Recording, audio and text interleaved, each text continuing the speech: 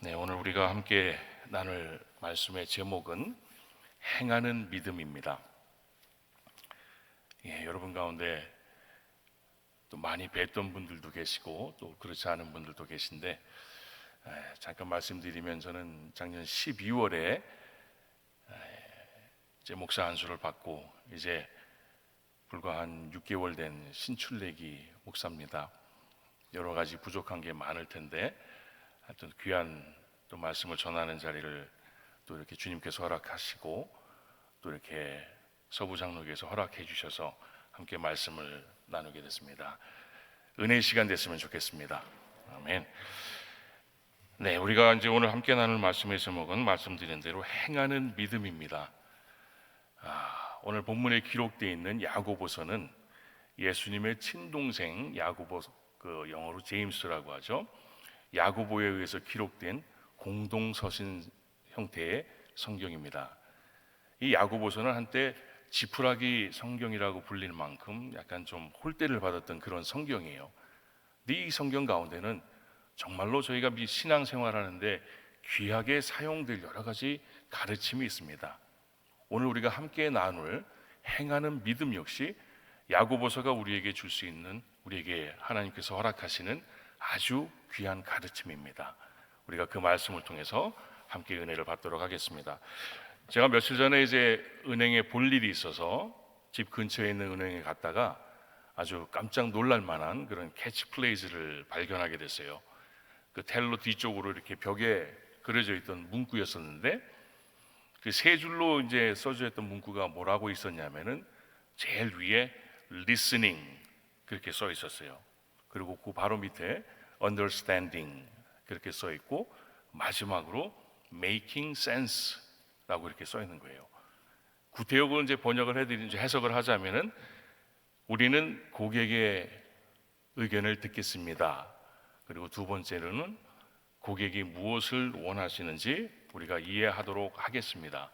그리고 맨 마지막에 making sense는 그리고 고객의 의견에 맞춰서 우리가 실천해 나가겠습니다 라는 그런 내용으로 해석할 수 있습니다. 제가 그걸 보고 깜짝 놀랐던 이유는, 제가 평상시에 우리가 하나님을 믿는 과정에 있어서 우리의 믿음이 장성한 그리스도의 분량까지 성장해 나가는 그런 단계에 있어서 꼭 필요한 세 가지 단계라고 제가 항상 생각해 왔던 그런 말씀이었기 때문에 그래요. 그래서 제가 그 문구를 보면서 깊은 깨달음을 얻고, 또 우리 가족들 같이 이제 가정 예배 드릴 때도 본문으로 사용했던 겁니다. 우리가 이제 각 단계를 한 번씩 살펴보면서 말씀을 나누도록 하겠습니다. 고객 응대하는 은행 직원에게도 세 단계가 있다면 우리가 하나님을 만나는 데에도 세 단계가 있습니다.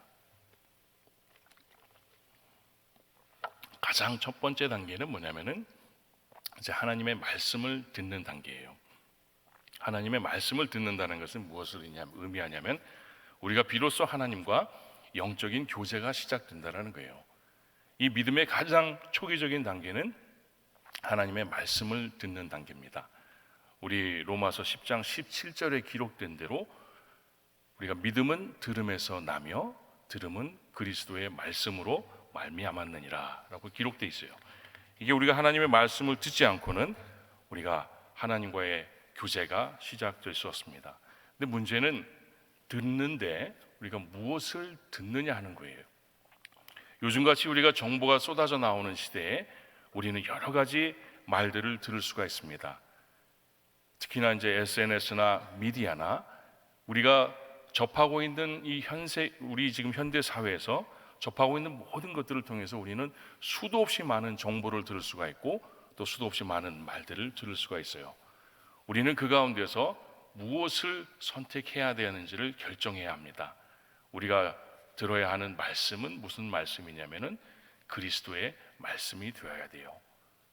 세상의 이야기나 사람의 이야기나 더군다나 사탄의 이야기를 우리가 귀를 기울이는 것이 아니고 우리는 온전히 살아계신 하나님의 생명의 말씀만 들어야 됩니다. 그 이유는 뭐냐면은 오직 그리스도의 말씀만이 우리의 영을 살릴 수 있기 때문에 그래요. 세상의 어떤 이야기나 어떠한 철학적인 이야기나 어떠한 달콤한 이야기도 우리의 영을 살릴 수는 없어요. 우리의 영을 살릴 수 있는 유일한 말씀은 오직 그리스도의 말씀입니다. 우리는 그 말씀을 분별할 줄 알아야 돼요. 성경은 또 그 분별하라는 그 말씀을 또 우리에게 허락하셨습니다. 요한일서 4장 1절에 보면은 제가 봉독해 드리도록 하겠습니다. 사랑하는 자들아, 영을 다 믿지 말고 오직 영들이 하나님께 속하였나 분별하라. 많은 거짓 선지자가 세상에 나왔습니다. 요한일서가 기록된 시대를 보면은 대략 주후 80에서 85년 사이예요. 예수님이 이 땅에 오셔서 십자가를 지시고 십자가에 달려 돌아가시고 부활하시고 40일 뒤에 승천하신 그 이후에 불과 50년 뒤에 요한일서가 기록이 돼요. 근데 그 50년, 불과 예수님이 승천하신 뒤 50년 지난 뒤에 기록된 성경에 뭐라고 이야기하냐면은 거짓 선지자가 많다라는 이야기예요. 예수님 당시에도 거짓 선지자가 많았고요. 이 기독교 역사를 보면은 그때 이후로 지금까지 우리 교회는 계속해서 거짓 선지자, 하나님의 말씀이 아닌 사단의 말과 지속적으로 싸우고 있는 것입니다. 우리가 분별의 영을 가져야 되는 이유가 바로 이거예요. 우리가 하나님에게 분별의 지혜를 구해야 되는 이유가 바로 이겁니다. 우리에게 쏟아져 들어오는 이 수많은 말 가운데서 우리는 반드시 그리스도의 말씀만을 선택해서 들어야 한다는 거예요. 그것이 듣는 첫 번째 단계입니다. 우리가 하나님과 정식으로 영적인 교제를 시작하는 것은 하나님의 말씀을 들어야 되는데 그 말씀을 듣기 위해서는 우리가 분별의 영을 가져야 된다는 거예요. 이제 두 번째 단계는 뭐냐면은 말씀을 들었으면 이제 그 말씀이 어떠한 의미인지, 하나님이 그 말씀을 통해서 우리에게 무엇을 원하시는지를 우리가 깨닫는 거예요. 첫 번째 단계가 듣는 단계라고 하면은 두 번째 단계는 깨닫는 단계입니다. 깨닫는 단계가 없다라고 하면은 아무리 귀한 말씀을 우리가 들었다 하더라도 우리에게는 아무런 유익이 없어요. 그 하나님의 말씀이 우리 삶 속에, 우리의 가슴 속에 새겨지기 위해서는 그 말씀의 뜻을 깨달아야 된다는 거예요. 근데 안타깝게도 우리 성경에 보면은 이 하나님의 말씀, 또 예수님의 말씀을 깨닫지 못해서 오해하고 착각했던 그런 사건들이 많이 있습니다. 가장 대표적인 사람들이 누구였냐면은 예수님의 12제자들이었어요. 무려 3년 반 동안이나 예수님과 함께 생활하며 예수님이 하신 말씀을 가장 가까운 거리에서 듣고 또 예수님이 행하신 모든 일들을 두 눈으로 목도했던 그 사람들이 예수님이 이 땅에 오신 목적에 대해서 또 예수님이 하신 말에 대해서 가장 오해하고 착각했던 사람들이에요. 그들이 생각했던 예수님은 누구냐면은 구세주로 오신 분이 아니고 이 세상을 뒤집어서 로마 치하에 있는 유대인들을 구원해낼 그러한 세상의 왕으로 오신 분이라고 생각을 했던 거예요.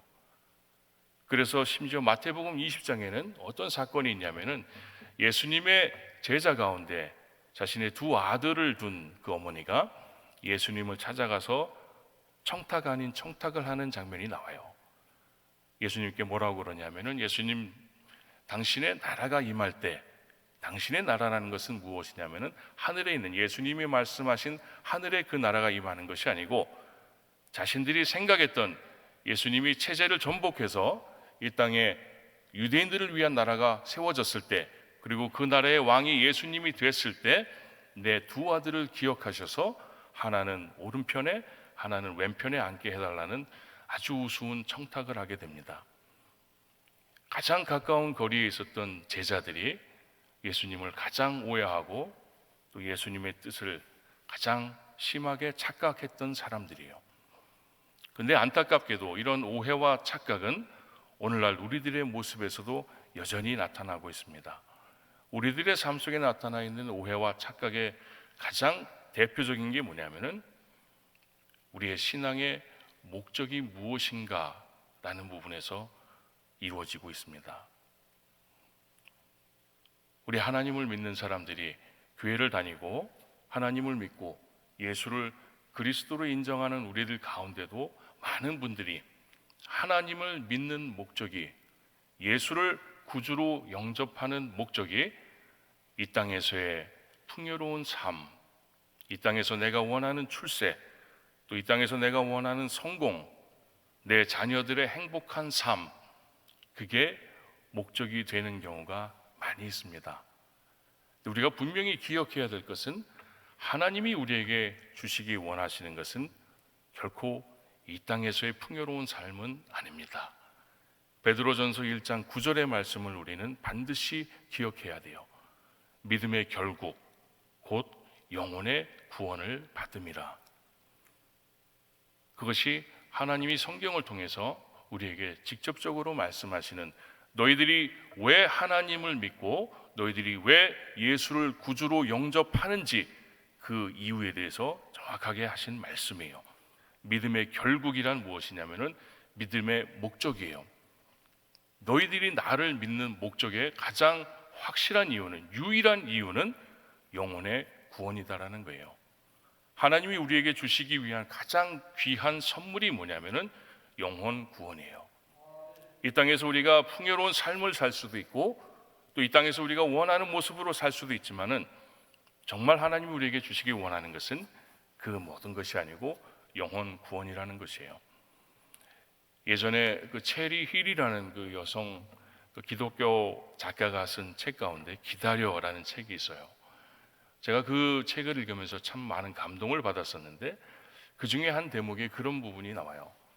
왜 우리의 기도가 응답되지 못하는가라는 그런 질문에 대해서 그분이 스스로 이제 책을 쓴 부분이에요. 그분의 책에 따르면 우리의 기도가 응답되지 못하는 가장 큰 이유는 뭐냐면은 우리는 늘 하나님께 우리가 원하는 것을 달라고 한다라는 거예요. 우리가 원하는 것을 우리는 지속적으로 하나님에게 달라고 하는데 문제는 하나님은 우리에게 우리가 필요한 것을 주시기를 원하신다는 거예요. 조금 말이 어려울 수도 있는데 우리는 지속적으로 우리가 원하는 것을 하나님께 달라고 이야기합니다. 그게 우리한테 필요한 것인지 또 필요 없는 것인지 우리는 별로 신경 쓰지 않고 당장 내 생활에 필요한 것들, 내 생활에 내가 꼭 있어야 된다라고 생각하는 것들을 우리는 하나님께 구해요. 근데 정작 하나님은 우리에게 반드시 있어야 할 것을 우리에게 주시기를 원해요. 우리의 원함과 또 하나님이 주시기 원하는 우리의 필요가 서로 맞아떨어진다라고 하면은 우리의 기도는 바로 응답이 돼요. 근데 안타깝게도 우리가 원하는 것은 하나님 보시기에, 하나님 기준으로는 절대 우리에게 필요한 것이 아니다라는 거예요. 하나님 보시기에 우리에게 절대 필요한 것은 무엇이냐면은 믿음을 잃지 않는 신앙이에요. 그리고 그 믿음을 통해서 믿음의 결국은 영혼의 구원을 얻는 것을 하나님을 원하십니다. 우리가 이 땅의 모든 것을, 우리가 이 땅의 모든 것 가운데서 단 하나만 선택할 수 있다라고 하면은 우리는 반드시 영혼 구원을 선택해야만 됩니다. 내 가진 모든 것을, 우리가 가진 모든 것을 다 버려서라도 만약에 얻을 수 있는 게 딱 하나 있다라고 하면은 우리는 영혼 구원을 선택해야 돼요. 복음서에 보면 예수님이 천국의 비유를 제자들에게 설명하신 것 가운데 그 밭에 감추어진 보화 얘기를 하십니다. 어떤 소장농이 그 땅 주인에게 일정량의 돈을 내고 밭을 가꾸다가 어느 날 그 밭의 땅 속에서 엄청난 보물을 발견하면 가진 전 재산을 들여서라도 그 밭을 사지 않겠냐라고 제자들에게 말씀하세요. 그리고 그 밭에 감추어져 있는 것이 바로 천국이라고 이야기하는 겁니다. 무슨 말씀이냐면은 우리가 만약에 영혼 구원이라는 게, 우리의 영혼이 구원되는 게 우리에게 가장 소중한 것이라고 판단이 된다면은 우리는 우리가 가진 모든 것을 다 버려서라도 그것을 반드시 얻어내야 된다는 거예요. 그게 하나님께서 우리에게 말씀하시는 거고 그게 예수님께서 또한 말씀하시는 부분이에요. 이제 두 번째 단계를 마쳤습니다. 첫 번째 단계는 우리가 말씀을 듣는 단계라면은 이제 두 번째 단계는 그 말씀의 뜻을 깨닫는 과정이에요. 말씀의 뜻은 무엇이냐면은 목적, 우리의 믿음의 목적이 영혼 구원이다라는 그 절대적인 진리를 우리는 깨달아야 된다는 겁니다. 이제 마지막으로 세 번째 단계는요, 우리가 듣고 또 깨달았으면 이제 마지막으로 우리가 행해야 되는 것은 행함입니다.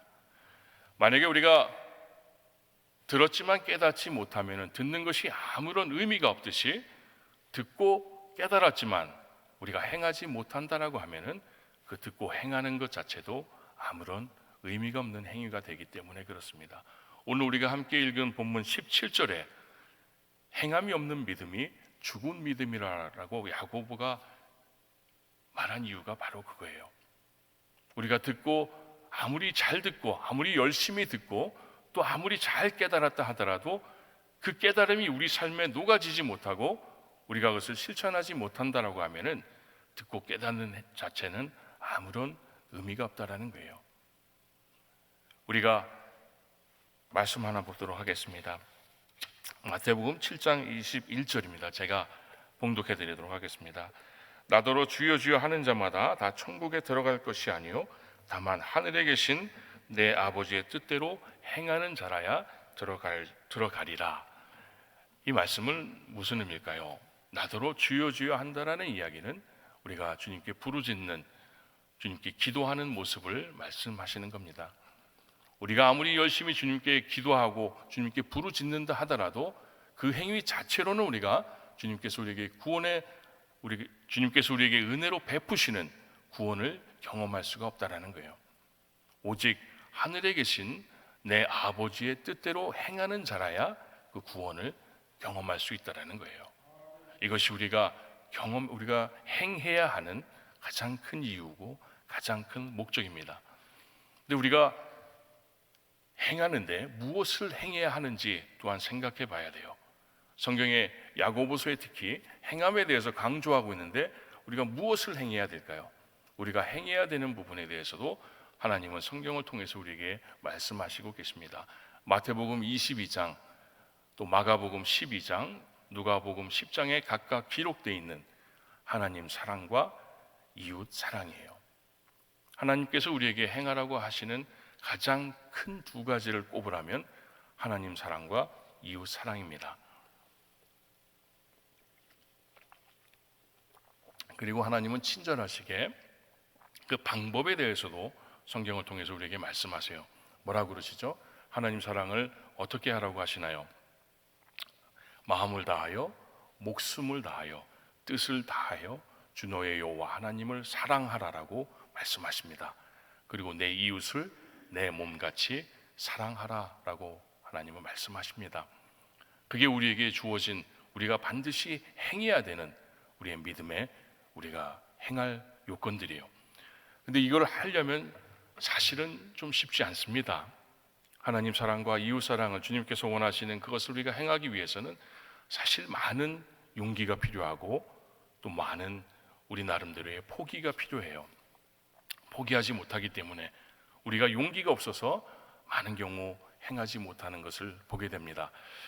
저에게도 참 부끄러운 그런 간증거리가 하나 있어요. 제가 이제 캄보디아 선교를 마치고 이제 한국에서 지금 이제 사역하고 있는 그 교회에 전도사로 있을 때입니다.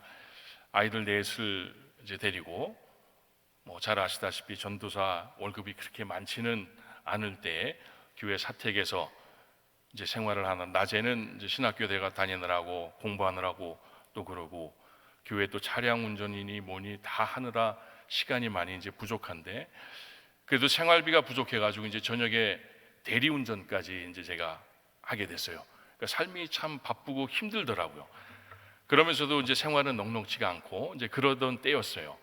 하루는 집사람하고 이제 사택을 막 나가려고, 어디 이제 급한 볼일이 있어서 사택을 막 나가려고 하는데 어느 노숙인 분 한 분이 저희 사택 쪽으로 걸어오는 거예요. 저희 교회가 좀 외진데 있어서 그렇게 노숙인들이 평상시에 자주 오거나 그러진 않는데 그날 이제 그 한 분이 저희를 찾아오시는 거예요. 그래서 다짜고짜 저희에게 배고프니까 밥을 달라고 그러시더라고요. 근데 저희가 그때 정말 집에 밥이 없었어요. 이게 쌀이 없는 게 아니고 이제 밥이 없었어요. 그런데다가 저희가 이제 바로 급하게 어디를 이제 나가야 되는 때라서 정말로 이제 그분에게 상황을 설명드리고 그러면 이제 가지고 있는 돈 중에 조금이라도 드려서 이분이 요기를 할 수 있게끔 해야 되겠다라는 생각으로 제가 이제 주머니에 손을 딱 집어넣는 순간 저에게 무슨 생각이, 제가 무슨 기억이 났냐면은, 하필 그날따라 제 주머니에 평상시에 갖고 다니는 액수보다 많은 돈이 들어가 있는 걸 제가 기억해낸 거예요.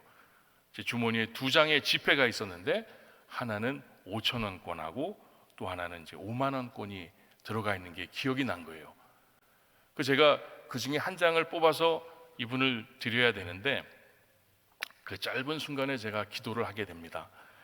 뭐라고 기도를 했을까요? 제 주님, 제가 이 중에 한 장을 꺼내야 되는데 5,000원짜리가 나와야 돼요. 만약에 이게 5만 원짜리가 나오면은요, 일단은 제가 곤란해집니다. 저희 생활, 우리 사정과 형편 잘 아시죠? 5만 원이면 저에게 정말 큰 돈입니다. 그래서 이제 그런 짧은 기도를 하고 주머니에 손을 넣고 한 장의 지폐를 꺼냈어요. 근데 어떤 지폐가 나왔을까요? 어떤 지폐가 나왔을까요? 한번 아침 시간에, 좀 죄송하긴 한데 한번 우리 사랑하는 서부장로교회 우리 성도 여러분들의 한번 마음 씀씀이를 한번 보도록 하겠습니다. 자, 제가 꺼낸 지폐가 정말 하나님께서 가난한 전도사의 그 사정과 형편을 잘 살펴주셔서 꺼낸 지폐가 5,000원짜리였을 것이다 라고 생각하시는 분 한번 손 한번 들어봐 주세요. 이게 다 들으셔야 돼요. 만약에 한 분이라도 손 안 드시면 제가 8시 반까지 설교할 겁니다. 자, 혹시 다시 질문하겠습니다. 제가 꺼낸 지폐가 하나님께서 가난한 전도사의 형편과 사정을 잘 봐주셔서 5,000원짜리 지폐가 나왔을 것이다 라고 생각하시는 분 한번 손 들어봐 주세요. 아무도 없어요? 자, 그러면 이번엔 그래도 하나님은 하나님이 원하시는 일을 반드시 행하시는 분이시기 때문에 제가 꺼낸 지폐가 5만 원짜리였을 것이다 라고 생각하시는 분 한번 손 들어보세요. 네. 여러분, 이분들의 얼굴을 잘 기억하시기 바랍니다. 아주 잔인한 믿음을 가지고 계신 분들이에요. 근데 제가 꺼낸 거는 정말로 하나님께서 제 기도에 응답을 해주셨는지 5,000원짜리가 나왔어요. 그래서 정말 저는 뛸 듯이 기뻤어요. 그리고 그분에게 5,000원을 드리면서 어디 가서 그냥 따끈한 국밥이라도 한 그릇 드세요 라고 해서 이제 그분이 그 돈을 받아지고 뒤돌아서서 한 4발자국 5발자국 가시다가 갑자기 이분이 돌아서는 거예요. 갑자기 돌아서서 다시 저한테로 와요. 그래서 왜 그러시나, 혹시 내 주머니에 있는 5만 원짜리를 이분이 알게 됐나라는 이제 그런 두려움을 제가 가지고 있는데, 이분이 저에게 와서 그러는 거예요. 자기가 국어를 시작한 지 얼마 되지 않았는데 나처럼 이렇게 많은 돈을 준 사람이 처음이래요. 그러니까 이분이 얼마나 국어를 하시면서 다녔는지 모르겠지만 그 누구에게도 5,000원을 받아본 적이 없다라는 거예요. 그래서 이분이 저한테 다시 와서 정말 고맙다라고 이야기를 하면서 돌아서서 가는데, 그분이 다시 돌아서서 가는 한 2발짝도 안 갔을 때 하나님이 저에게 정말 심한 책망을 하세요. 그 책망이 뭐였냐면요, 정말 저는 시리아 선교를 그때 저희가 한참 내전으로 시끄러울 때도 우리가 팀을 보냈었죠. 그리고 저 역시 가족들을 데리고 캄보디아 선교를 갈 때 아무것도 정해지지 않은 상태에서 갔어요. 심지어 아이들에게 우리가 1년 동안 어쩌면 천막에서 생활해야 되고 먹는 것도 제대로 못 먹을 수 있으니까 우리 각오하고 가자. 그러면서 제가 하나님께 드린 기도는 뭐였냐면은, 정말 주님께서 원하시면 제 생명이라도 드려서 주님께서 그토록 사랑하시는 영혼들이 다시 주님 앞으로 오는 길에 사용되겠습니다 라는 기도 제목이었어요. 근데 그 노숙자분이 와서 고맙다고 인사하고 돌아가는 한 2발짝도 안 뛰었을 때 하나님이 저에게 뭐라고 책망하시냐면은, 너 내가 사랑하는 영혼을 위해서 네 목숨까지도 내어놓을 수 있다고 하지 않았냐? 근데 그 주머니에 있는 그 5만 원이 그렇게 아깝더나? 근데요, 저는 지금도 그 음성을 기억하면서 부끄러워해요. 저는 정말로 그때 당시에 그 사람은 자기가 받은 구걸 액수 중에 가장 많은 액수라서 고맙다라고 다시 돌아와서 저에게 인사를 하고 갔는데, 저는 정말 그 자리에 앉아서 주저앉아서 울고 싶었어요. 내가 목숨까지도 하나님 일을 위해서 쓰겠다라고 해놓고서는 그 5만 원이 아깝더라고요. 그 5만 원이 아무리 우리 생활에 큰 비중을 차지한다 하더라도 그 5만 원이 아까워서 선뜻 내놓지 못하는 제 모습을 보고 또 하나님의 그 책망을 듣고 정말 부끄러웠어요. 지금도 저는 이제 기회가 되면 일단 주머니에 있는 거는 다 주려고 합니다. 왜냐하면 똑같은 책망을 제가 듣기 무서워서 그래요. 이처럼 우리가 하나님 사랑과 이웃 사랑을 실천하는 데는 많은 용기가 필요해요. 또 많은 희생도 필요합니다. 하나님은 그걸 원하세요. 희생 없는 사랑을 하나님은 원하지 않으세요. 우리가 하나님 사랑과 이웃 사랑을 가장 우리가 함축적으로 행할 수 있는 일이 있어요. 자, 그걸 여러분들에게 오늘 소개시켜 드리고자 합니다. 그게 뭐냐면은 복음을 전하는 일이에요. 우리가 하나님을 마음을 다하여 목숨을 다하여 뜻을 다하여 사랑하는 것과 내 이웃을 내 몸처럼 사랑할 수 있는 가장 확실한 방법은 뭐냐면은 우리가 잃어버린 영혼들을 다시 주님 앞으로 인도하는 일에 헌신하는 겁니다. 왜냐하면은 하나님이 가장 사랑하시는 게 누구냐면은 우리 각 한 사람, 우리 영혼이에요. 하나님은 우리 한 영혼을 천하하고도 바꾸지 않으시겠다고 할 만큼 우리를 사랑하세요. 우리 영혼들을 살려내시기 위해서 하나님은 독생자 예수 그리스도를 이 땅에 보내셔서 그 처절한 십자가의 고통을 경험하게 하셨어요. 그리고 하나님은 예수 그리스도의 그 피로 이 땅에 교회를 세우셨습니다. 제가 참 그 짧은 캄보디아 선교에서 하나님이 저로 하여금 참으로 많은 그런 경험을 체험을 하게 하셨는데, 그 중에 하나를 제가 소개시켜 드릴게요. 하루는 저희가 이제 두 번째 교회를 건축할 때였어요. 당콕이라는 그 시골 마을에 이제 매주 아이들이 거의 한 250명, 300명이 모여서 예배를 드리는데 그늘을 피할 데도 없는 거예요.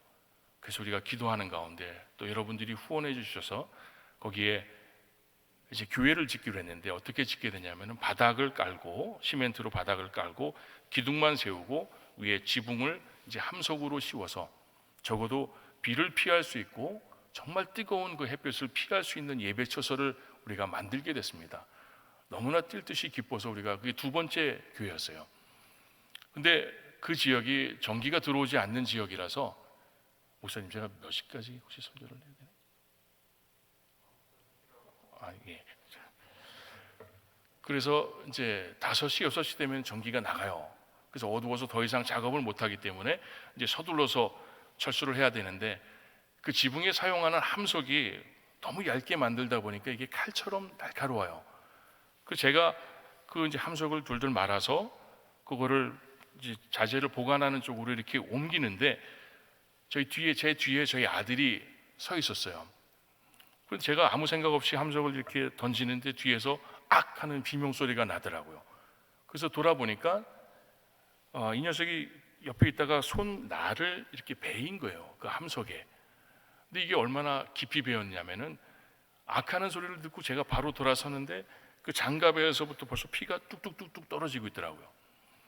밤은 이제 시간은 뭐 5시, 6시 해가 완전히 지고, 거기서 병원을 가려면은 뭐 한 2-3시간 또 먼 데로 가야 되고 길도 좋지 않고, 그래서 부랴부랴 어쩔 수 없이 이제 동네 보건소를 이제 가게 됐습니다. 보건소로 가니까 이제 대충 한 20대 중반 초반쯤 되는 의사가 이제 상처를 보고 전혀 익숙하지 않은 솜씨로 그걸 꼬매는 거예요. 근데 의학적인 지식이 없는 제가 봐도 한 뭐 20바늘 이상은 꼬매야 될 것 같은데, 그 친구가 한 5-6바늘 꼬매더니 다 됐다라고 그러는 거예요. 근데 여전히 피는 뚝뚝 떨어지는데 거기에 이제 붕대만 붙여가지고는 다 됐대요. 그래서 그 아들을 데리고 이제 숙소로 돌아가는데 제가 너무 화가 나더라고요. 너무 속상하더라고요. 제 아들이, 그것도 우리가 교회를 짓다가 그래서 집으로 가는데 너무 속상해서 제가 운전도 못 하겠더라고요. 그래서 다른 사람한테 운전을 부탁하고 가면서 기도도 아닌 이제 원망을 하나님께 하기 시작하는 거예요. 차 안에서. 이게 뭡니까 하나님, 이게 우리가 다른 것도 아니고 교회를 짓다가 이게 뭡니까? 또 다른 사람도 아니고 차라리 제가 다쳤으면 좀 덜한데 왜 또 제 아들입니까? 제가 그렇게 막 원망을 시작하려고 하는데 정말로 강하고 또렷한 하나님의 음성이 저에게 들리더라고요. 그 음성은 이랬어요. 네 아들이 교회 짓는데 다치니까 속상하지. 그러면서 하나님이 뭐라고 말씀하시냐면은 나도 내 아들의 피로 이 땅에 교회를 세웠단다. 근데 이게 선교 현장에서 듣는 하나님의 음성은 정말 가슴이 아주 정말 벅찹니다. 방금 전까지 제가 제 아들이 교회 짓다가 다친 거 가지고 속상해서 하나님에게 원망을 하는데 하나님이 그러세요. 네 아들 교회 짓다가 다치니까 속상하지. 나도 내 아들의 피로 이 땅에 교회를 세웠단다. 우리가 기억해야 될 거는 뭐냐면요, 우리가 지금 예배드리고 있는 이 교회가 예수님의 피로 세워졌다라는 거예요. 예수님의 피가 아니고는 이 교회가 세워질 수도 없고, 이처럼 우리가 이곳에서 이렇게 예배를 드릴 수가 없어요. 그래서 그 음성을 제가 듣고 나서 정말 마음이 너무나 편해지더라고요. 이제는 아들 손 다친 게 별로 걱정이 안 되더라고요. 그리고 그 교회 이름을 짓지 못해서 계속 고민하고 있었는데 그 이름이 단번에 해결이 됐어요. 그 교회 이름이 뭐였냐면 Church of Holy Blood예요. 원래는 Church of the Precious Blood로 가야 정상이겠지만 또 발음하기도 편하고 외우기도 편하게 하기 위해서 Church of Holy Blood로 우리가 교회를 지었어요. 보혈의 교회라는 거. 아직도 그곳에서는 아이들이 300명 이상 모여서 예배를 드린다고 해요. 그 교회가 완성되고 우리가 거기서 예배를 드리고 또 그 마을 주민들이 그 공간을 더 많이 사용했으면 하는 바람으로 저희가 수시로 가서 기독교 영화를 상영하고 많은 활동들을 거기서 했습니다. 우리 아들이 이제 그 동료 선교사 중에 한 분이 그런 말씀을 하시더라고요. 너는 나중에 예수님 앞에 섰을 때 예수님이 날 위해서 뭘 했니라고 물어보면은 아무 소리 하지 말고 그냥 이렇게 손만 들어서 보여드리면 될 거라고 그러면서 위로를 해주시더라고요. 그렇습니다. 우리가 하나님 사랑과 이웃 사랑을 실천할 수 있는 가장 확실한 방법은 뭐냐면은 복음을 전하는 거예요. 하나님이 예수 그리스도의 피로 이 땅에 교회를 세우신 것처럼 우리 역시 우리의 가진 모든 것을 들여서 하나님을 사랑하고 이웃을 사랑해야 합니다. 지금 우리 교회를 대표하는 우리 선교팀이 이제 복음의 현장에 나가 있습니다. 물론 우리 가운데는 왜 구태여 그 비싼 돈을 들여서 그 먼 곳에 가서 꼭 복음을 전해야 하는가라고 생각하시는 분도 계실 수도 있어요. 하지만 중요한 것은 뭐냐면요, 우리는 우리 스스로 결정할 수가 없다라는 거예요. 만약에 우리가 복음을 전하는 일이 영적 전쟁이다라고 생각을 하신다면은 그 우리가 싸우고 있는 영적 전쟁에 우리 쪽 가장 총사령관은 누구냐면 하나님이에요. 그리고 그 일에 사용되어지고 있는 우리는 일개 병사예요. 하나님이 총사령관이신 하나님이 일개 병사에게 어디로 가서 싸우라고 그 싸울 장소를 정해 주시면은요, 병사들은 온전히 명령에 복종하고 나가면 되는 거예요. 우리가 감히 총사령관에게 왜 내가 거기로 가야 합니까? 내 주변에도 싸울 때가 많은데 내가 왜 구태여 그 멀리 가야 합니까? 라고 항변할 수가 없어요. 왜냐하면 그것은 하나님이 하시는 일이기 때문에 그렇습니다. 이제 말씀을 정리할까 합니다. 우리의 믿음은 세 가지 단계로 성장합니다. 가장 먼저는 우리가 말씀을 들어야 되고요. 그리고 들었으면 그 말씀의 뜻을 깨달아야 돼요. 하나님이 그 말씀을 통해서 우리에게 무엇을 하기를 원하시는지를 우리는 반드시 깨달아야 됩니다. 그리고 우리가 말씀을 듣고 또 깨달았다면 그 다음에 우리가 행해야 하는 것은, 우리의 그 다음 단계는 뭐냐면은 행하는 것입니다. 왜 우리가 행해야 하면, 그래야 우리의 믿음이 완성되기 때문에 그래요.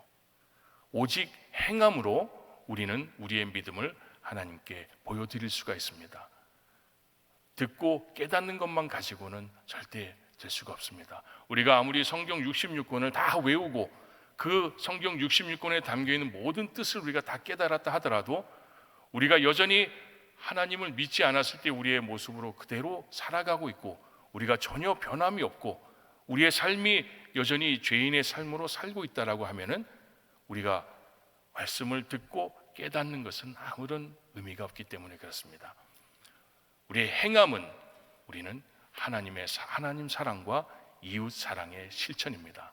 그리고 하나님 사랑과 이웃 사랑의 실천의 가장 중요한 부분은 뭐냐면은 복음을 전하는 거예요. 이 땅의 모든 영혼들은 하나님에 의해서 창조된 하나님의 자녀들이에요. 지금 비록 그들이 이런저런 이유로 하나님을 떠나 있다 하더라도 여전히 그들의 주인은 하나님이고, 여전히 그들은 다시 하나님께로 돌아올 수 있는 가능성을 가지고 있는 영혼들이에요. 저는 이 세상에 딱 두 종류의 사람이 살고 있다라고 항상 생각합니다. 하나는 하나님을 믿는 자와, 그리고 또 하나는 앞으로 하나님을 믿을 자예요. 우리는 우리 마음대로, 우리 생각대로 포기할 수 없어요. 우리 생각대로 사람을 정죄하고 판단하고 비판할 수 없어요. 어떤 사람이 저 사람은 절대 하나님의 사람이 되지 못할 거다라고 생각할 수 없어요. 그렇기 때문에 우리는 때를 얻든지 못 얻든지 우리는 지속적으로 복음을 전해야 돼요. 잃어버린 영혼을 다시 주님 앞으로 인도하는 일이 우리가 하나님 사랑을 가장 극대화해서 실현하는 방법입니다. 왜냐하면 그 영혼을 하나님이 더없이 사랑하시기 때문에 그래요.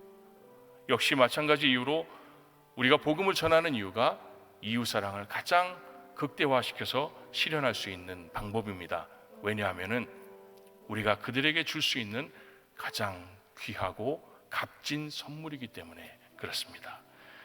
우리 믿음의 모든 단계를 다 마침으로 믿음의 목적인 영혼 구원을 반드시 얻어내는 저와 여러분이 되기를 간절히 소망합니다.